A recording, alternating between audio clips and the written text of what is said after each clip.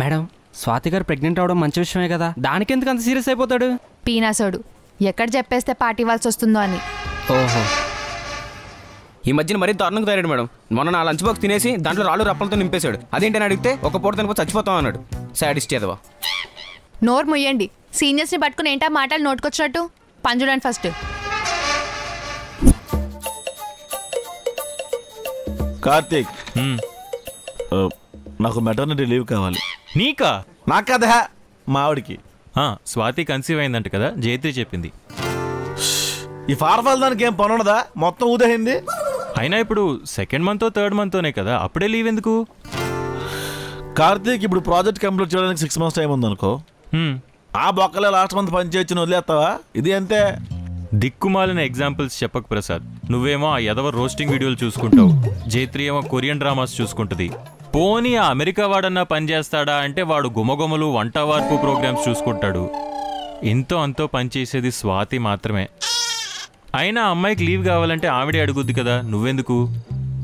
Company నీది, లాభాలు నీవి, మేము పని చేయట్లేదా? ఇలాంటి మాటలు మాట్లాడితే నా కొళ్ళు మండేది. ఒళ్ళు మండుతుందా? ఆ వేరు మొక్కల డాక్టర్ని పిలవమంటావా? ఇక్కడే ఫుట్పాత్ దగ్గర టెంట్ వేసుకుని పడుకున్నాడు. వద్దు, వాడు లాస్ట్ టైం ఇచ్చిన వేరు మొక్క ఇంకా అరగలేదు. ఏదో ఒక రోజు అది కడుపులో పెరిగి మొక్క అయి పెద్ద చెట్టు అవుద్ది. అప్పుడు కాకులన్నీ నా మీదే వాళ్తాయి. బాగుంటుంది కదా, తుంబాడులో ముసిలిదానిలాగా. ప్రసాద్, హస్తరు వచ్చేస్తాడు. కార్తీక్, కోపాడుక పడుకో. కార్తీక్, స్వాతి ప్రెగ్నెంట్ అయింది కదా, మన ఆఫీస్ తరపు నుంచి అమ్మ ఒడి ఏమైనా ఇస్తారా?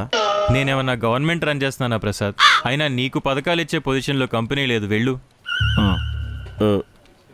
పోనీ డాడీ ఒడి ఏమైనా? ఏ ఓడియాలు లేవు, వెళ్ళి పని చూసుకో. కార్తీక్, ఇలా అయితే నాకు వర్కౌట్ అవ్వదు కార్తీక్. నేను వేరే జాబ్ జాయిన్ అయిపోతాను. నీకున్న రెస్పాన్సిబిలిటీస్కి, వర్క్ ఎక్స్పీరియన్స్కి ఇంతకంటే శాలరీ ఇవ్వలేం ప్రసాద్.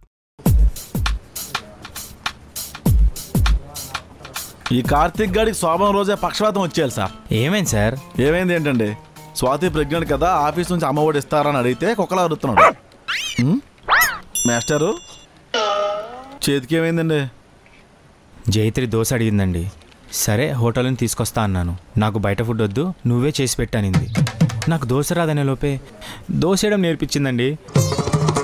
ఈసారి మిరపకాయ బజ్జీ వచ్చాయని అడిగితే రాదని చెప్పకండి. ఎందుకు సార్? ఫింగర్ బౌల్లో వేలు ముంచినట్టు మరుగుతున్న నూనెలో తీసుకెళ్లి మీ చేయి ముంచేస్తుంది. అసలే ఫారఫల్లు మేకలా నవ్వులేసింది అనుకోండి, సెప్టిక్ అయి వేలు తీసినట్టుగా మొండి చేసుకుని తిరగాలి మీరు. మాస్టర్, నిజం చెప్పండి, మీకు జైత్రి కన్నా పిల్లల తల్లి ఉషా బెటర్ అనిపిస్తుంది కదా? ఊరుకోండి మాస్టారు, ప్రతిసారి పిల్లల తల్లి పిల్లల తని నారకపై చెప్పాను మీకు.